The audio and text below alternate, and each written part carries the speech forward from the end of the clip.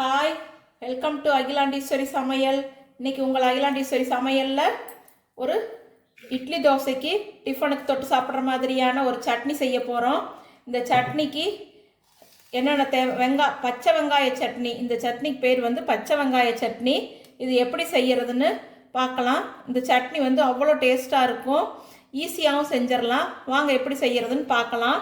இந்த சட்னி செய்கிறதுக்கு ஒரு மிக்சி ஜாரில் ரஃப்பாக கட் பண்ண பெரிய வெங்காயம் 3 எடுத்திருக்கேன். நான் மிக்சி ஜாரில் சேர்த்துக்கலாம். இந்த சட்னி ரொம்ப டேஸ்ட்டாக இருக்கும். இட்லி தோசைக்கெலாம் அவ்வளோ அருமையாக இருக்கும். 3 பெரிய வெங்காயம், ஒரு 6 காஞ்ச மிளகாய் வரமிளகாய் எடுத்துருக்கிறேன். ஒரு 1/4 ஸ்பூன் தனியா சேர்த்துக்கலாம். வர கொத்தமல்லி சேர்த்துக்கலாம். புளி ஒரு சின்ன துண்டு இவ்வளோ எடுத்துக்கிட்டிங்கன்னா போதும், ரொம்ப போடக்கூடாது. சட்னிக்கு தேவையான அளவுக்கு உப்பு சேர்த்துக்கலாம்.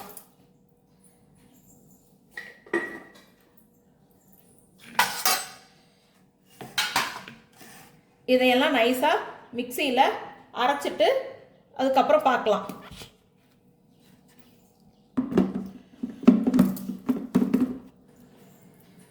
இங்கே பாருங்கள், நல்லா நைஸாக அரைச்சாச்சு. வெங்காயம், காஞ்ச மிளகா, சின்ன துண்டு புளி, 1/4 ஸ்பூன் வர கொத்தமல்லி, உப்பு சேர்த்து நல்லா நைஸாக அரைச்சிட்டோம். இப்போ இந்த சட்னி எப்படி தாளிக்கிறதுன்னு பார்க்கலாம். சட்னி தாளிக்கிறதுக்கு ஒரு கடாயை சூடு பண்ணிக்கோங்க. அதில் நல்லெண்ணெய் ஊற்றிக்கங்க. இந்த சட்னிக்கு நல்லெண்ணெய் தான் நல்லாயிருக்கும். ஒரு 50 கிராம் நல்லெண்ணெய் ஊற்றிருக்கிறேன். எண்ணெய் கொஞ்சம் கூடுதலாக சேர்த்தா தான் இந்த சட்னிக்கு நல்லாயிருக்கும். எண்ணெய் சூடானோடனே கடுகு சேர்த்துக்கலாம். கொஞ்சமாக உளுத்தம்பருப்பு சேர்த்துக்கலாம். கடுகு பொரிஞ்சிருச்சு. இப்போ கருவேப்பிலை சேர்த்துட்டு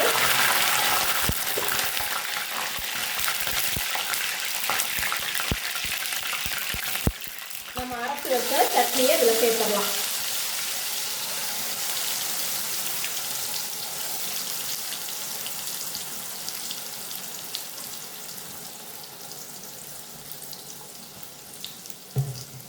தண்ணியை சேர்க்க வேண்டாம். இதுக்கு ரொம்ப சூப்பராக இருக்கும் இந்த சட்னி.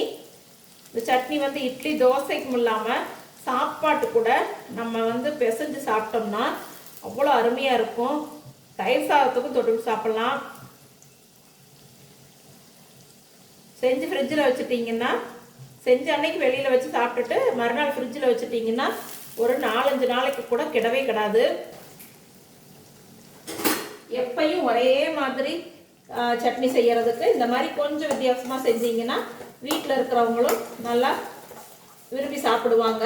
இங்கே பாருங்கள், இந்த மாதிரி நம்ம போட்டுட்டு நல்லா கலந்து விட்டுறணும். இது 3 வெங்காயம் சேர்த்துருக்கேன் நான். உங்களுக்கு அதிகமாக வேணுனாலும் வெங்காயத்தோட அளவுகள் மற்ற அளவுகளை கூட்டி குறைச்சி சேர்த்துக்குங்க. கம்மியாக செய்யணும்னா குறைச்சி சேர்த்து செஞ்சுக்குங்க. இது 2 பேரில் 3 பேர்லேருந்து 4 பேர் வரைக்கும் இந்த சட்னியை ஒரு நேரத்துக்கு சாப்பிட்லாம். இந்த மாதிரி செஞ்சுட்டு ஒரு 10 நிமிஷம் சிம்மில் வச்சு விட்ருங்க.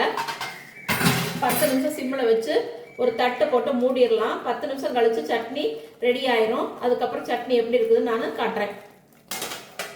சும்மா லைட்டாக ஒரு தட்டு வச்சு மூடிடுங்க, ஏன்னா மேலே தெரிக்கும். அதுக்காக தான் நம்ம தட்டு வைக்கிறது. இங்கே பாருங்கள், ஒரு 10 நிமிஷத்தில் நம்ம சட்னி நல்லா கொதிச்சு பச்சை வாசனை போய் எண்ணெயெல்லாம் பிரிஞ்சு வந்திருக்கு. எவ்வளோ சூப்பராக ரெடியாக இருக்குது பாருங்கள். பாருங்கள், தோசைக்கு தொட்டு சாப்பிடும்போது அவ்வளோ அருமையாக இருக்கும் இந்த சட்னி. பணியாரம், தோசை எல்லாத்துக்குமே தொட்டு சாப்பிட்டுக்கலாம், நல்லாயிருக்கும். இப்போ ஸ்டவ் ஆஃப் பண்ணிடலாம். இந்த சட்னி ரெசிபி உங்களுக்கு பிடிச்சதுன்னா என்னுடைய அகிலாண்டீஸ்வரி சமையலுக்கு லைக் பண்ணுங்கள், ஷேர் பண்ணுங்கள், கமெண்ட் பண்ணுங்கள், மறக்காமல் சப்ஸ்கிரைப் பண்ணுங்கள். தேங்க்யூ.